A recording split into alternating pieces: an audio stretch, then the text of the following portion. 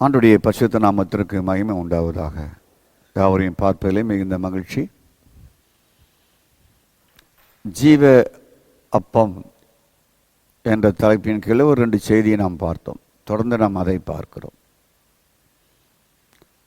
இயேசு தன்னை உயிருள்ள அப்பமாக வெளிப்படுத்தினார். வானத்திலிருந்து இறங்கின மெய்யான அப்பம் என்று தன்னை குறித்து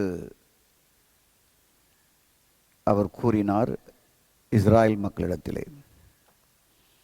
உங்கள் பிதாக்கள் வனாந்திரத்திலே மன்னாவை புசித்து மரித்தார்கள். நான் வானத்திலிருந்து இறங்கின ஜீவ அப்பம். இந்த அப்பத்தை புசிக்கிறவன் என்றென்றைக்கும் பிழைப்பான். நான் கொடுக்கும் அப்பம் உலகத்தின் ஜீவனுக்காக நான் கொடுக்கிற என் மாமிசமே. என் மாமிசம் என்று சொன்ன உடனே வாக்குவாதம், இடையூறுகள் எல்லாம் ஏற்பட்டது. ஸ்தோத்திரம்.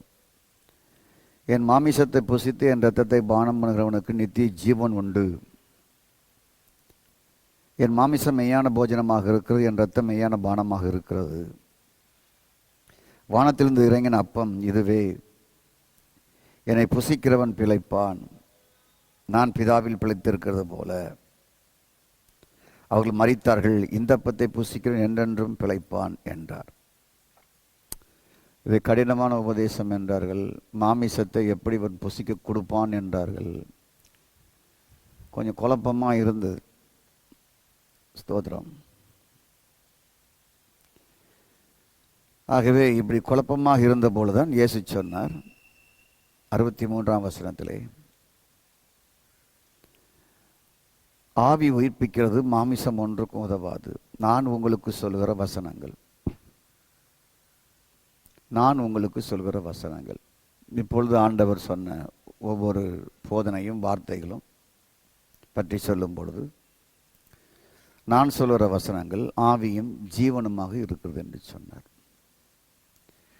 இயேசு சொல்லுகிற அப்பம், ஜீவ அப்பம், தன்னை குறித்து சொன்னாலும் வார்த்தையாகி இருக்கிற அவரை குறித்தும் சொல்லுகிறார். வார்த்தை குறித்தும் சொல்லுகிறார். வார்த்தையும் அவர், மாமிசத்தில் வந்த இயேசு கிறிஸ்துவும் அவர், இரத்தமும் மாமிசமாக வந்த அவர் கிருபையும் சத்தியமாக நமக்குள் நுழைந்தார். யோவான் 1:14 சொல்லப்பட்டு இருக்கிறது. ஸ்தோத்திரம். அப்போ வார்த்தை ஆகிய வேதத்தை வாசிக்கும் பொழுது, வார்த்தை அடங்கிய பிரசங்கத்தை கேட்கும் பொழுது, வார்த்தை என்றால் என்ன? கிறிஸ்து. கிறிஸ்து தான் ஒரு செய்தியில மையமாக இருக்கணும்.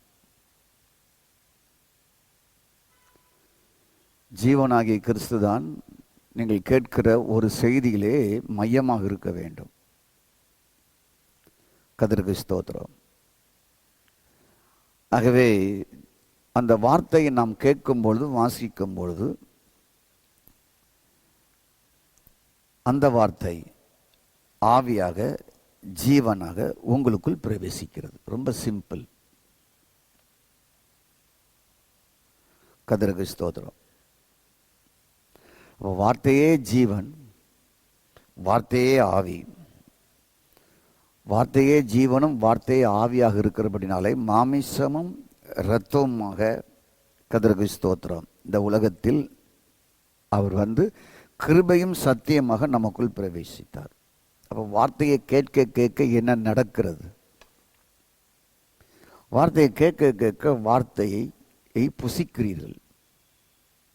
வார்த்தையை வாசிக்க வாசிக்க வார்த்தையை நீங்கள் புசிக்கிறீர்கள். கம்யூனியன் நேரத்தில் ஒரு அப்பத்துணிக்கை உங்களுக்கு கொடுக்கப்படுகிறது.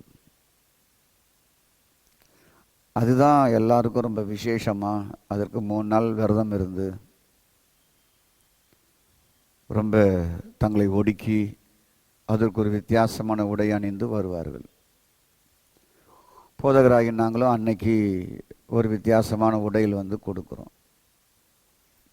கர்த்தருக்கு ஸ்தோத்திரம். வார்த்தை என்பதுதான் மிக முக்கியமானது. வார்த்தை தான் அப்பமாக இருக்கிறது. வார்த்தை தான் கிறிஸ்து. வார்த்தையை கேட்க கேட்க வார்த்தையை நீங்கள் புசிக்கிறீர்கள். புசிக்க புசிக்க அது ஜீவனாக ஆவியாக தேவன் உங்களுக்குள் உட்பிரவேசிக்கிறார். தேவன் எப்படி உங்களுக்குள் உட்பிரவேசிக்கிறார்,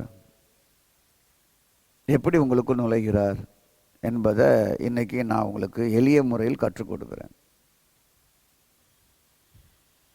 நம்ம சபைகளில் பாடுறோம், துதிக்கிறோம், வாரும் தூய ஆவியே அப்படின்னு சொல்லி. ஒரு மகிமையின் தேவன், ஒரு மகிமையின் மேகம் அப்படிலாம் நம்ம பாடுறோம்.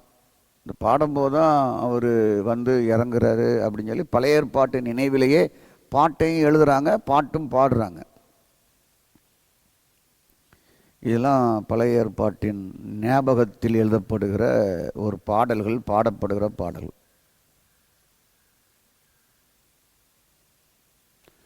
கர்த்தருக்கு ஸ்தோத்திரம்.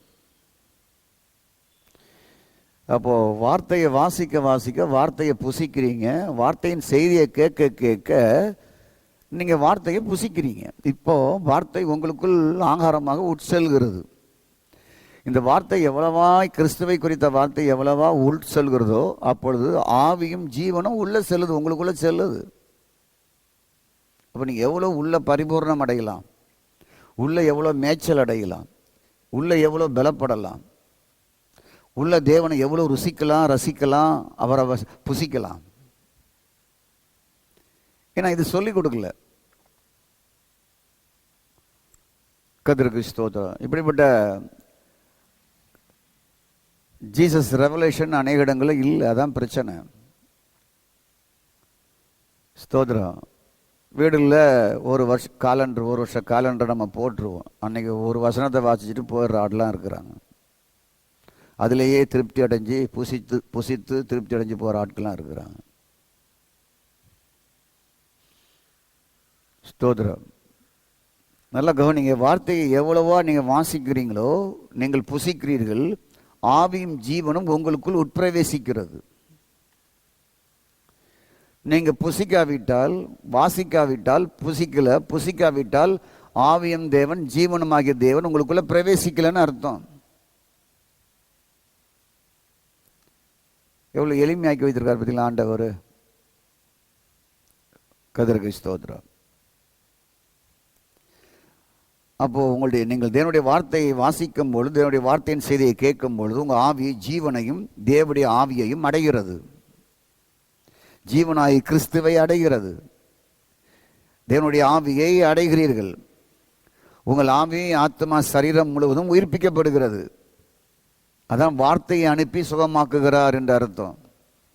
வார்த்தை உள்ள போனா அது ஆவியின் ஜீவனமா போய் உங்க ஆவி, ஆத்மா, சரீரத்தை உயிர்ப்பிக்கிறது. இது புரிஞ்சிட்டாவே நீங்க தினமும் உங்களுக்குள்ளே அற்புதம் செய்கிற கிறிஸ்துவை அனுபவிப்பீர்கள். கலாத்தியர் 3:5 வாசி பாருங்கள். அவர் உங்களுக்குள்ளேயே அற்புதம் செய்கிறார். தமது ஆவியை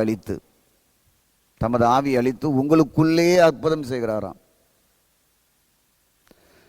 மக்கள் புரிந்து கொண்டன. தலையில் கையை வைத்து ஜெபம் பண்ணி இந்த ஆசாரியனுடைய மேலே இருக்கிற அபிஷேகம் அப்படியே உள்ள இறங்கி அப்படியே குணமாக்கணும்னு.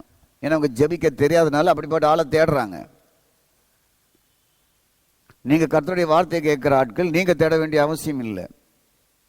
தங்களுக்கு ஒரு ஜெபம் பண்ணுற ஒரு ஆசாரியனை, ஒரு ஊழியரை, ஒரு தீர்க்கதரிசியை அவங்க தேடுறாங்க. ஆனால் சிம்பிளாக கர்த்தரை சொல்லி வச்சிருக்கிறாரு, நீ வார்த்தையை புசிப்பா, வார்த்தையை பிரைஸ் காட் தோறும்டாவதாக நீ வாசி அப்படிங்கிறாரு. எரேமியா சொல்லும் பொழுது அப்படி வார்த்தை எனக்கு கிடைத்த பொழுது தேனிட்ட பணியாரம் போல் இருந்ததுங்கிறாரு. அதை நான் புசித்தேன் அப்படிங்கிறாரு. தேவனுடைய வார்த்தையை. அப்போ தேவனுடைய வார்த்தை எவ்வளவா உள்ள போகுதோ, நீங்கள் வார்த்தையை புசிக்கிறீர்கள், எவ்வளவா உள்ள போகுதோ அது உங்களுடைய ஆவி, ஆத்மா, சரீரத்தை ஆவியும் ஜீவனமாய் உள்ளே இருந்து அது என்ன செய்கிறதால் உயிர்ப்பிக்கிறது. சாவுக்கு ஏதுவான சரீரங்களை உயிர்ப்பிக்கிறது. ரோமர் 8:9-10 வாசித்து பாருங்க. இயேசு கிறிஸ்துவை மரித்தொழுது எழுப்பின ஆவியானவர், ஸ்தோத்திரம், சாவுக்கு ஏதுவான சரீரங்களை உயிர்ப்பிக்கிறார். ரோமர் 8:10 வாசித்து பாருங்க. உள்ள இருந்து உங்களை உயிர்ப்பிக்கிறார். உயிர்ப்பிமியா உயிர்ப்பிமியா உயிர்ப்பிமியா உயிர்ப்பிமியா உயிர்ப்பிமியான்னு உடஞ்ச ரெக்கார்டு மாதிரி கத்திக்கிட்டே இருந்தால் எங்கேருந்து உயிர்ப்பிக்கிறது? நம்மளை அப்படி கத்த வச்சுட்டாங்க. எழுதினவங்களும் பாடல் எழுதினவங்களும் அப்படி பாட்டு எழுதிட்டாங்க. நம்மளை அப்படி கதற வைத்து விட்டாங்க. உயிர்ப்பீமையா உயிர்ப்பீமையா உயிர்ப்பீமையா உயிர்ப்பீமையான்னு சொல்லி. ரொம்ப சிம்பிள் உயிர்ப்பிக்கிறது. தேவனுடைய வார்த்தையை நீங்கள் எவ்வளவா கேட்டு புசிக்கிறீர்களோ, எவ்வளவா உங்களுக்குள்ளே அது போகுதோ, அவ்வளவா ஆவியின் ஜீவனும் உள்ளே போய் ஆவி ஆத்மா சரீரத்தை அது உயிர்ப்பிக்கிறது. 1 Corinthians 15:45 வாசித்து பாருங்க. உயிர்ப்பிக்கிற கிறிஸ்துவின் ஆவியானவர், உயிர்ப்பிக்கிற கிறிஸ்துவின் ஆவியான. உயிர்ப்பிக்கிற கிறிஸ்து எங்கே இருக்கிறார்? ஸ்தோத்திரம் உண்டாவதாக. அப்பா பிதாவே என்று கூப்பிடத்தக்க குமாரனுடைய ஆவியுடைய இருதயங்களுக்குள் அனுப்பினார். கலாத்தியர் 4:6 வாசித்து பாருங்க. குமாரனுடைய ஆவி, உயிர்ப்பிக்கிற ஆவி உங்களுக்குள்ள இருக்கு. இந்த வார்த்தையை வாசிக்க வாசிக்க வாசிக்க வாசிக்க வாசிக்க உங்க ஆவி ஆத்மா சரீரம், குமாரனுடைய ஆவி, இயேசுவை மரித்தோந்து எழுப்பின ஆவி உள்ள இருந்து உங்களுடைய ஆவி ஆத்மா சரீரத்தை உயிர்ப்பித்து கொண்டே இருக்கிறது, உயிரடைய செய்து கொண்டே இருக்கிறது. பாவத்திற்கு மரித்தவர்களாக நீதிக்கு பிழைக்கத்தக்கதாக உயிர்ப்பித்து கொண்டே இருக்கிறது. ஸ்தோத்திரம், கர்த்தருக்கு ஸ்தோத்திரம். அப்போ வார்த்தை வழியாக தான் ஜீவனே உள்ளே பிரவேசிக்கிறது, ஆவி உள்ளே பிரவேசிக்கிறது. வார்த்தை வழியாகத்தான் உங்கள் ஆவிக்குள் ஜீவனும் தேவனுடைய ஆவியானவரும் உள்ளே நுழைகிறார், தமது ஆவியை அளிக்கிறார். நீங்கள் ஜீவனாகிய கிறிஸ்துவையும், கர்த்தருக்கு ஸ்தோத்திரம் உண்டாவதாக, பரிசுத்த ஆவியானவரையும் பிதாவாகிய தேவனை அடைவதற்கு ஒரே வழி வார்த்தையை வாசிப்பதும் விசுவாசிப்பதுமே தவிர வேறு எதுவுமே இல்லை. கர்த்தருக்கு ஸ்தோத்திரம். ஆகவே ஜீவனை தெரிந்து கொள் என்றார் பழைய ஏற்பாட்டில் இஸ்ராயல் மக்களை பார்த்து. ஜீவனையும் நன்மையும் தீமையும் சாபத்தையும் உனக்கு முன்பாக வைக்கிறேன். 30-20 உபாகமத்தில் ஜீவனாகிய பிதாவையும் கிறிஸ்துவையும் பரிசுத்த ஆவியானவரையும் அடைவதற்கு ஒரே வழி வார்த்தை வாசித்து விசுவாசிப்பது, வார்த்தையை வாசித்து உங்கள் ஆவிக்குள் அனுப்புவது. கர்த்தருக்கு ஸ்தோத்திரம். அப்போ இந்த வார்த்தையை எவ்வளவாய் ஒரு மனிதன் விசுவாசமாக வாசிக்கிறார்களோ கிறிஸ்துவை தங்கள் ஆவியில் பெற்றுக்கொள்ள வழியாக வைத்திருக்கிறார். அப்ப விசுவாசத்துடன் வார்த்தையை வாசிக்க வேண்டும். சும்மா கடகடன் வாசிட்டு போறது கிடையாது. நிறுத்தி நிதானமா அதை தியானம் பண்ணுவது, அதை பகுத்தறிவது, அதை சொந்தமாக்குவது. அப்போ தேவனுடைய வார்த்தைக்குள்ள தான் அனைத்து ஆசீர்வாதங்களையும் பொதித்து வைத்திருக்கிறார். உங்களுக்கு வர வேண்டிய சுகம் தேவனுடைய வார்த்தைக்குள் இருக்கிறது. நீங்கள் பெற வேண்டிய விடுதலை வார்த்தைக்குள் இருக்கிறது. நீங்கள் பெற வேண்டிய நன்மை வார்த்தைக்குள் இருக்கிறது. உங்களை தொடர வேண்டிய கிருபை வார்த்தைக்குள் இருக்கிறது. நீங்கள் பெற வேண்டிய ஆசீர்வாதங்கள் வார்த்தைக்குள் இருக்கிறது. நீங்கள் பெற வேண்டிய நித்திய ஜீவன் வார்த்தைக்குள் இருக்கிறது. நீங்கள் பெற வேண்டிய செழிப்பு வார்த்தைக்குள் இருக்கிறது. நீங்கள் பெற வேண்டிய பரிசுத்தம் வார்த்தைக்குள் இருக்கிறது. நீங்கள் பெற வேண்டிய நீதி வார்த்தைக்குள் இருக்கிறது. நீங்கள் பெற வேண்டிய செல்வம் வார்த்தைக்குள் இருக்கிறது. நீங்கள் அடைய வேண்டிய பாக்கியங்கள் வார்த்தைக்குள் இருக்கிறது. அனைத்தும் வார்த்தைக்குள் பொதிந்து வைத்திருக்கிறார். நீங்கள் வாளாவதும் தலையாவதும் வார்த்தைக்குள் இருக்கிறது. நீங்கள் உங்களுக்கு எதிராக ஒருவன் ஒரு வழியாய் வந்தால் அவன் 7 வழியாய் போவான் என்பதெல்லாம் வார்த்தைக்குள் இருக்கிறது. உங்கள் மாவு பிசைகிற தொட்டி ஆஸ்வதிக்கப்பட்டு இருக்கும் என்பதெல்லாம் வார்த்தைக்குள் இருக்கிறது. உன் களஞ்சியங்களை எல்லாம் நிரப்புவார் என்பது வார்த்தைக்குள் இருக்கிறது. இடம் கொள்ளாமல் போக மட்டும் உன்னை ஆசீர்வதிப்பார் என்பதெல்லாம் வார்த்தைக்குள் தான் இருக்குது. ஆசீர்வதிக்கணும், அது என்ன சொல்லுதோ அதை செய்யணும். அதுக்கு மேலுள்ள பகுதி என்ன சொல்லுது? உன் தசம்பாகங்களை பண்டகசாலைக்கு கொண்டு வா, அப்போ இடம் கொள்ளாமல் போக மட்டும் உன்னை ஆசீர்வதிப்பேனோ என்னை சோதித்துப்பார். மல்கியா 3:10.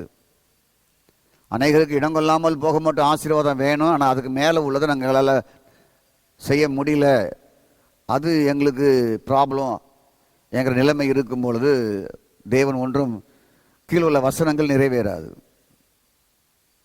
கர்த்தருக்கு ஸ்தோத்திரம். அப்போ வார்த்தைக்குள் தான் எல்லாவற்றையும் பொதிந்து வைத்திருக்கிறார். அவர் எல்சடா, அவர் யெகோவா ரப்பா, அவர் யெகோவா நீசி, இதெல்லாம் வார்த்தைக்குள் பொதிந்து வைத்திருக்கிறார். அவர் சுகமாக்குகிற கர்த்தர், அவர் ஜெயக்கொடி, அவர் யெகோவா சாலம், இவையெல்லாம் வார்த்தைக்குள் பொதிந்து வைத்திருக்கிறார். ஸ்தோத்திரம். அப்போ வார்த்தையே ஜீவன் ஆவியாக இருக்கிறது. அப்படி இருக்க ஜீவனாகிய கிறிஸ்துவை, ஆவியாகிய பரிசுத்த ஆவியானவரை பெறுவது எப்படி என்றால், அதை பயன்படுத்துவது எப்படி என்றால், வார்த்தை எவ்வளவா உள்ள போதோ அதன் வழியாக பெறுகிறீர்கள், அதன் வழியாக நீங்கள் பயன்படுத்துவீர்கள். அப்போ கிறிஸ்துவின் ஜீவனையும் ஆவியையும் பெறுவதற்கு ஒரே வழி வார்த்தை. கர்த்தருக்கு ஸ்தோத்திரம். வெளிப்புறமாக வேறு எதுவும் இல்லை. வேறு எந்த வழியிலையும் ஜீவனாகிய கிறிஸ்துவையோ பரிசுத்தாவையோ பெற்றுக்கொள்வதற்கு வேறு வழி இல்லை. ஆவியானவர் உங்களுக்குள் தங்கி இருப்பதற்கு, கிறிஸ்துவின் ஆவி உங்களுக்குள் தங்கி இருப்பதற்கு வேற வெளியே எந்த வழியும் வைக்கவில்லை. வார்த்தை தான் ஆவியாக ஜீவனாக இருக்கிறது.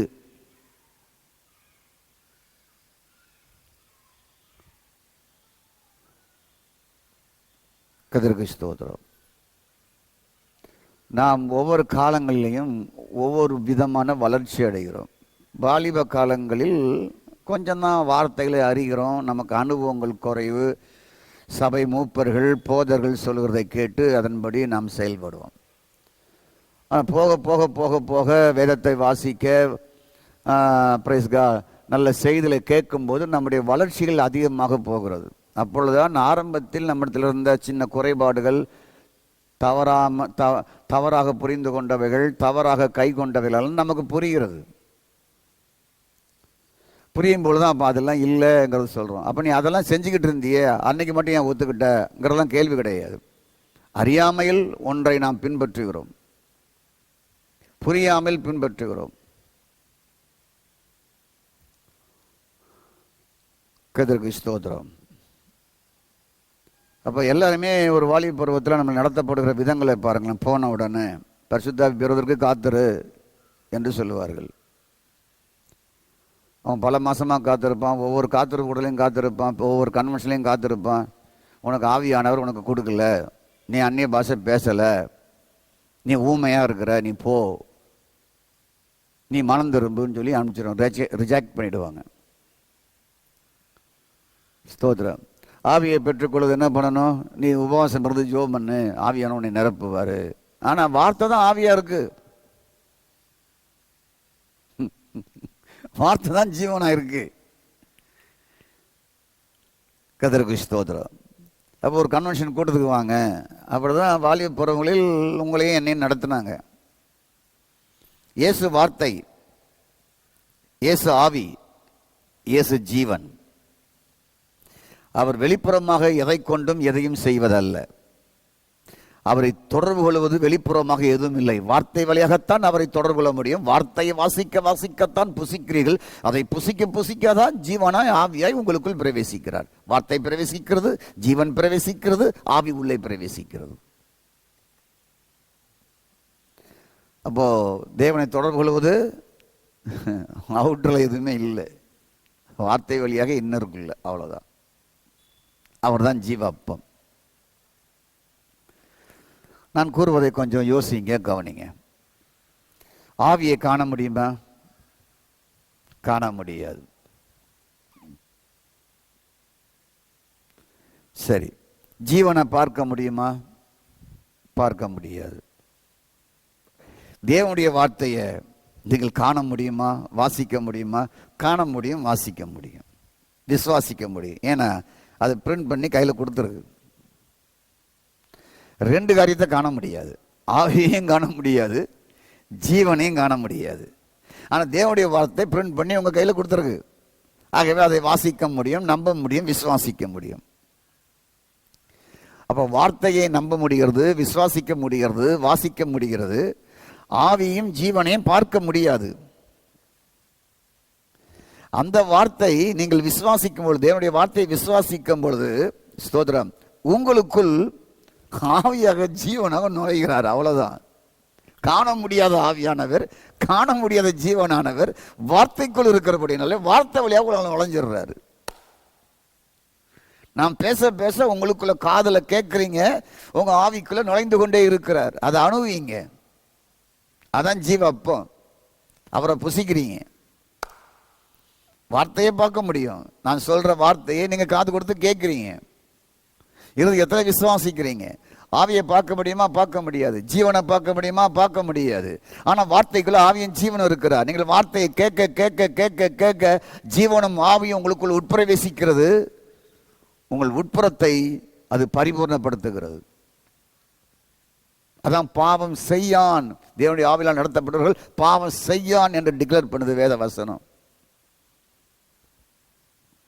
மாமிசத்தின்படி நடக்கிறவர்கள் ஆவியின்படி நடக்கிறார்கள், ஆவியின்படி நடக்கிறவர்கள் பாவம் செய்யார்கள் என்று வேதம் சொல்லுது. ஏன்னா உள்ள ஆவி வார்த்தையை வாசிக்க, வார்த்தையின் செய்தியை கேட்க ஆவியான டெய்லி உள்ள போயிட்டே இருக்கிறாரு. உள்ள இருந்து உயிர்ப்பித்துக் கொண்டு இருக்கிறார். உங்களுக்குள் நுழைகிறார். கர்த்தருக்கு ஸ்தோத்திரம். பிலிப்பை குறித்து பார்ப்போம். யோவான் 14ஆம் அதிகாரத்திலே எடுத்துக்கிறீங்களா?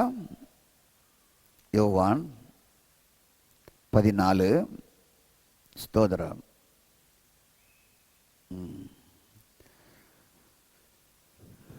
8ஆம் வசனத்தை வாசிக்கும் பொழுது இவ்விதமாக சொல்லப்பட்டு இருக்கிறது. பிலிப்பு அவரை நோக்கி, ஆண்டவரே, பிதாவே எங்களுக்கு காண்பியும். ஆவியின் தேவனை, ஜீவனின் தேவனை எப்படி காண முடியும்? ஜீவனும் தீர்க்க ஆயுசுமானவரை எப்படி காண முடியும்? பிதாவே எனக்கு காண்பியும். நமக்கு மாமிச கண்கள் தான். இந்த மாமிச கண்களை குறிப்பிட்ட காரியத்தை தான் காண முடியும். அதுக்கு மேல இதற்கு என்னென்ன பார்க்கறதுக்கு அதற்கு சக்தி இல்லை. பிதாவை காமினா உடனே காமிச்சிருக்கு. ஜீவனையும் ஆவியும் காமினா காமிக்க முடியாது. நமக்கு குறிப்பிட்ட அளவு தான் அந்த கண் இருக்கு. மரித்த பின்பு உங்களுக்கு ஸ்பெஷல் கண்ணு கொடுத்துருவாங்க. அன்னைக்கு எல்லாத்தையும் பார்க்கலாம். அன்னைக்கு வேற லெவலு. கர்த்தருக்கு ஸ்தோத்திரம். அப்போ வார்த்தை தான் ஜீவன், வார்த்தை தான் ஆவி. பிதாவே எனக்கு காண்பியும் என்கிறார் இயேசுநாதர்ட்ட பிலிப்பு. Price God. அது எங்களுக்கு போதும் என்றார். பிலிப்பு, இவ்வளவு காலம் அவன் கூட இருந்தனே, நீ என்னை அறியவில்லையாங்கிறாரு. வார்த்தையா இருந்தனே, மாமிசமா இருந்தனே, இரத்தமா இருந்தனே, நீ இவ்வளவு காலம் என்னை அறியலையா, புரியலையா அப்படின்னு சொன்னாரு. சிலருக்கு அப்படிதான் கூட இருந்து புரியாமலே இருப்பாங்க. தத்தி மாதிரி. ஸ்கூல்ல பாருங்களேன், டீச்சர் பாடம் நடத்தி தான் இருப்பான், தத்தி மாதிரி உட்காந்து இருப்பான். கூட பாடத்தை படிச்சுக்கிட்டே தத்தியா இருப்பான். பிரயோஜனம் இல்லாமல் இருப்பான், படிக்கவே மாட்டான். காதலெல்லாம் பாடம் விழும், ஆனால் ஒன்றும் மண்டையில் ஏறாது. கூடவே இருக்கிறான். ஆனால் பிரைஸ் காட், தோத்திரமுடாவதாக, இவ்வளோ காலம் உன் கூட இருக்கிறனப்பா, என்னை கண்டவன் பிதாவை கண்டான். கர்த்தருக்கு ஸ்தோத்திரம். என்னை கண்டவன் பிதாவை கண்டான். இதற்கு தான் 14ஆம் அதிகாரம், 16ஆம் அதிகாரம், 15ஆம் அதிகாரத்தில் இந்த பிலிப்புக்கு தான் போதனையே இருக்கு, நமக்கும் சேர்த்து இருக்கு. என்னை கண்டவன் பிதாவை கண்டான். அப்படி இருக்க பிதாவை என்னை காண்பியும் என்று சொல்கிறாயே, பிதா என்னிலும் இருக்கிறதை விசுவாசிக்கிறதுலையா? கர்த்தருக்கு ஸ்தோத்திரம். நான் பிதாவிலும் பிதா என்னிலும் இருக்கிறது நம்புங்கள். அப்படி இல்லாவிட்டால் என் கிரிகையில் நிமித்தமாவது என்னை நம்புங்கள். மெய்யாவே மெய்யாகவே உங்களுக்கு சொல்லுகிறேன் என்று சொன்னார். அப்ப பிதாவை, கிறிஸ்துவை கூட இருந்த பிலிப்பு உள்நோக்கி அறியவில்லை, வெளிப்புறமாக அறிவதற்கு விரும்பினார். கண்ணால பார்க்க விரும்பினார். அவர் கண்ணால் பார்க்க முடியாதவர். ஆவியின் தேவன், ஜீவனின் தேவன் வார்த்தை வழியாக உங்களுக்குள் பிரவேசிக்கிறார். ஆனால் பிலிப்பை போலதான் சபைக்குள்ள ஸ்தோத்திரப்பட்ட மக்கள் இருக்கிறாங்க. கண்ணால பார்க்கணும், கண்ணால 10 பேய் ஓடணும், பாஸ்டர் 4 பேருக்கு பேய் ஓட்டணும், பாஸ்டர் 4 பேருக்கு பிசாச ஓட்டணும், பாஸ்டர் 4 பேருடைய வியாதியை குணமாக்கணும். சபைக்குள்ள அற்புதமே இல்லை, சபைக்குள்ள சுகமே இல்லை, சபைக்குள்ள விடுதலையே இல்லை. நீ வந்துரு ஊழியத்துக்கு. கர்த்தருக்கு ஸ்தோத்திரம். நீ போய் ஒரு தெருவில் போய் ஊழிய ஆரம்பி, விடுதலையோடு ஆரம்பி. வல்லமையோடு ஆரம்பி 1000 பிசாசை விரட்டு. நீ மோகன் சிலாசராவா, நீ ஒரு டிஜிஎஸ் தினகரா மாறிடு, ஹோரல் ராபர்ட்டா மாறிடு, பிரச்சனை இல்லை. அப்ப வெளிப்புற அடையாளம் தான் மக்கள் விரும்புகிற. சபைக்குள்ள பேயை போகல, சபைக்குள்ள வியாதி சுகமாகல, சபைக்குள்ள எழுப்புதல் இல்லை. சபனம் நீதானே. அப்ப வெளிப்புற அடையாளம் தான் மக்கள் தேடுகிறார்கள் என்பதற்காக இவைகளெல்லாம் சொல்லுகிறேன். சில சபையில் இருக்கிற பிரச்சனைகள் இதுதான். ஒரு சபைக்கு போயிருக்கிறேன், அங்கே உள்ளவங்க தான் குறைச்சிடுறாங்க. சபையில் எழுப்புதலே இல்லைங்க. அப்புறம் சபையில் ஒரு 1000 பேர் இருக்கிறாங்க, எழுப்புதலே இல்லைங்க. அப்புறம் சபையில் அற்புதமே நடக்க மாட்டாங்க. அப்புறம் சபையில் பேயே ஓட மாட்டாங்க. அப்புறம் ஸ்தோத்திரம். நல்ல கவனிங்க, ஸ்தோத்திரம். அப்போ மக்கள் எல்லாம் வெளிப்புறம் தான் அறிய விரும்புகிறார்கள். பிலிப்பை போல வெளிப்புற தேடுதல் உனக்கு இல்லை. முதிர்ந்த விசுவாசியே, சபையில் மூப்பராக இருக்கிறவர்களே, உனக்கு வெளிப்புற தேடுதல் இல்லை. உனக்கு உட்புறம்தான் எழுப்புதல். உனக்கு உட்புறத்தில் எழுப்புதல் வந்தால், உட்புறத்தில் ஜீவன் வந்தால், உட்புறத்தில் ஆவி உள்ளே வேலை செய்யும் என்றால், உனக்குள் தானாகவே எழுப்புதல் தீப்பற்றி பிடிக்கும்.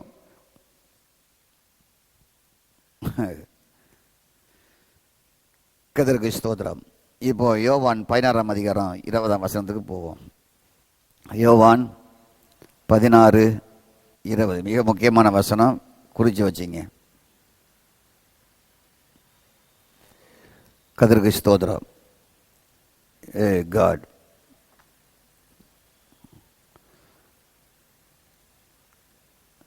ஓ ரிஷக்க பாலா பலால ரபா.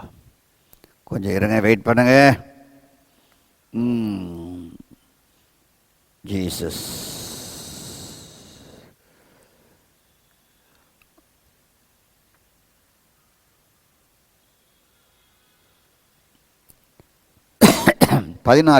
யோவான் 14:20. சாரி, கதிர் இந்த பிழைப்படுத்தலை சொல்லும் போதே இயேசு சொல்லுகிறார், ஸ்தோத்திரம், நான் பிதாவை வேண்டிக் கொள்வேன், என்றென்றைக்கும் உங்களோடு கூட இருக்கும்படியாக சத்திய தேற்றவலனை அவர் உங்களுக்கு தந்தருளுவார். உலகம் அந்த சத்திய ஆவியானவரை காணாமலும் இருக்கிறபடியால் அவரை பெற்றுக்கொள்ள மாட்டாது. அவர் உங்களுக்குள்ளே வாசம் பண்ணி உங்களுக்குள்ளே இருப்பதால் நீங்கள் அவரை அறிவீர்கள். கர்த்தருக்கு ஸ்தோத்திரம். சீசர்களுக்குள் ஆவியானவர் நுழைகிறார். சீசர்களுக்குள் ஆவியானவர் நுழைகிறார். இயேசு கிறிஸ்து இறுதி நாட்களை சீஷர்களை பார்த்து, நான் உங்களை அனாதையாக விட்டு செல்ல விரும்பவில்லை என்று சொன்னார். கலங்க வேண்டாம்பா, எப்போ உங்களுடைய இருதயம் கலங்க வேண்டாம். நீ விசுவாசமாக இருப்பா. நான் இன்னும் கொஞ்ச நேரத்தில் கொஞ்ச நாளில் நான் உங்களை விட்டு நான் போகிறேன். ஆனால் நான் சத்திய ஆவியானவர் அனுப்புகிறேன். பிரைஸ் காட், ஸ்தோத்திரம். அவர் உங்களுடனே வாசம் பண்ணுவார். உங்களுக்கு உள்ளே, நல்லா கவனிங்க, உங்களுக்குள்ளே இருப்பதால் அவரை அறிவீர்கள். உங்களுக்குள்ளே இருப்பதால் அவர்களை அறிவீர்கள். பரிசுத்த ஆவியானவர் சீஷர்களுக்குள் நுழைகிறார். உங்களுக்குள்ளே நுழைகிறார். கர்த்தருக்கு ஸ்தோத்திரம். அப்ப இயேசு கிறிஸ்து நான் திரும்பி வருவேன் என்று சொன்னார். அதான் மிக முக்கியமான விஷயம். நான் திரும்பி வருவேன். ஸ்தோத்திரம். 18ஆம் வசனத்தில் 14-19 கொஞ்ச காலத்தில் உலகம் காணாது, நீங்கள் என்னை காண்பீர்கள். நான் பிழைத்திருக்கிறது போல நீங்களும் பிழைப்பீர்கள். ஸ்தோத்திரம். ஆகவே இன்னும் கொஞ்ச காலத்தில் உலகம் என்னை காணாது, நீங்களும் என்னை காண்பீர்கள். நான் மீண்டும் திரும்பி வருவேன் என்று சொல்லுகிறார். நன்றாய் நாம் இந்த இடத்தில் கவனிக்க வேண்டிய ஒரு விஷயம். ஸ்தோத்திரம். திரும்பி வருவேன் என்று சொன்னார். என்னை காண்பீர்கள் என்று சொன்னார். திரும்பி வருவதற்காகத்தான் இயேசு சிலுவைக்கு சென்றார். புரிந்து கொள்ளுங்கள். திரும்பி வருவதற்காகத்தான் இயேசு சிலுவைக்கு சென்று பாடுபட்டு மரித்து அடக்கம் பண்ணப்பட்டு உயிர்த்தெழுந்தார். எதற்காக? திரும்பி வருவதற்காகத்தான் சிலுவை சென்றார். திரும்பி வருவதற்காகத்தான் அவர் உயிர்த்தெழுந்தார். திரும்பி வருவதற்காகத்தான் மரித்து உயிர்த்தெழுந்தார். இதன் பின்புதான் ஆவியானவராக சீஷர்களுக்குள் நுழைகிறார். கர்த்தருக்கு ஸ்தோத்திரம். நான் உங்களிலும் நீங்கள் என்னிலும் நான் பிதாவிலும் இருப்பதை அந்த நாளில் காண்பீர்கள் என்று சொன்னார். ஸ்தோத்திரம். 20ஆம் வசனம் 14-20. நான் பிதாவிலும் நீங்கள் என்னிலும் நான் உங்களிலும் இருக்கிறதை அந்த நாளில் அறிவீர்கள். எந்த நாளில்? நான் உயிர்த்தெழுந்த பின்பு பரிசுத்த ஆவியானவர் ஊற்றப்பட்ட அந்த நாளில் நீங்கள் அறிவீர்கள். அது கூட அப்போஸ்தலர் நடபடி புஸ்தகம் முடிஞ்ச பின்பு தான் தங்களுக்குள்ளே இருக்கிறாருங்கிறத அறிஞ்சாங்க.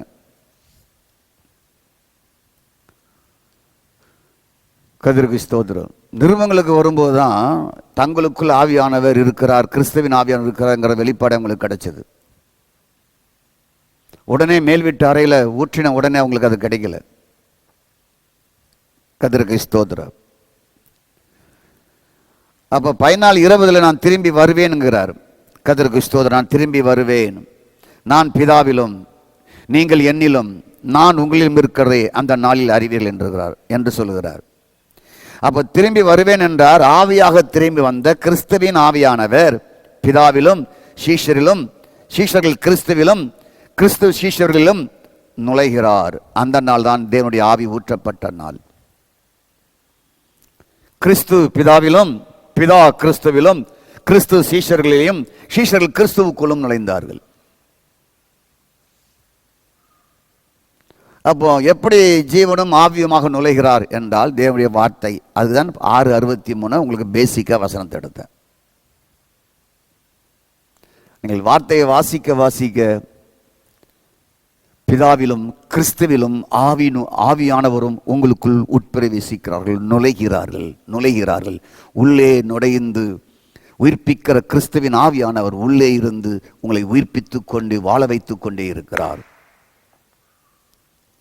கர்த்தருக்கு ஸ்தோத்திரம். நாளைக்கு நாம் உயிர்த்தெழுந்த இயேசு பற்றி பார்க்க போகிறோம். ஜீவ அப்பத்தை பார்த்தோம், எப்படி நுழைகிறார் என்று பார்த்தோம். நாளைக்கு உயிர்த்தெழுந்த இயேசு எவ்விதமாக நமக்கு வெளிப்பட்டார் என்பதை நம்ம பார்க்க போகிறோம். எங்கள் தெய்வமே, இந்த நல்ல வேத வார்த்தைக்காக நன்றி. பிதா குமாரன் பரிசுத்தாவின் நாமத்தில் ஆசீர்வதிங்க. வார்த்தை வழியாகத்தான் எங்களுக்குள்ள உள்ள நுழைந்து சாவுக்கு ஏதுவான எங்களுடைய உயிர்களை 1 Corinthians 15:45 படி பிரைஸ் காட் ஸ்தோத்திரம். முந்தின ஆதாம் ஜீவாத்துமாவாக இருந்தான். பிந்தின ஆதாம் ஆகிய கிறிஸ்து உயிர்ப்பிக்கிற ஆவியானவராக இருக்கிறார் என்று வாசிப்பது போல எங்களுக்குள் உயிர்ப்பிக்கிற ஆவியானவராய் மரித்து உயிர்த்தெழுந்த பின்பு இருந்து எங்களை உள்ளுக்குள்ளே உயிர்ப்பிக்கிறீர். வேத வார்த்தையை வாசிக்க வாசிக்க எங்களுக்குள் உள்ளே பிரவேசித்து எங்களை உயிர்ப்பிக்கிறீர் என்பதற்காக நன்றி தாழ்த்தி அர்ப்பணிக்கிறோம். இயேசுவின் நாமத்தில் பிதாவே, ஆமேன், ஆமேன். இது வானத்தின் வாசல், என் இயேசையா ஆசீர்வாதத்தின் வாசல். ஏல்பெத்தே இது வானத்தின் வாசல், என் இயேசையா ஆசீர்வாத